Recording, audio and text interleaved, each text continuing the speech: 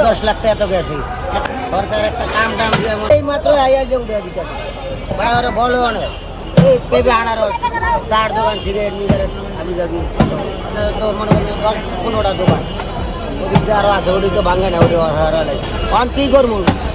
সবার মিললে মনে করেন যে 8-10 লাখ টাকা তো গেছে একটা দোকানের মধ্যে সিগারেট পান টান লইয়া তো মনে করেন 20-25 হাজার টাকার মাল খাতে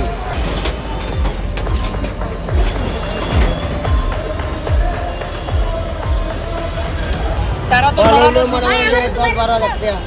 না সরানোর সুযোগ দেয় না তো হঠাৎ করে এসে এই যে আরও তো দোকান আছে এই যে দোকান আছে ফুটপাতে তো দোকান আছে গুলিস্তান নিউ মার্কেট ঢাকা পুরো ওই দোকান আছে সারা বিশ্বই দোকান আছে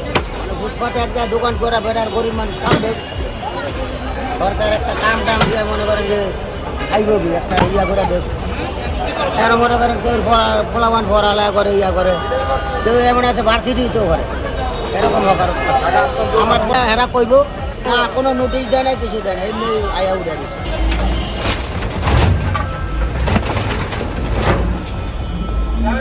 সামনের দিকে পারে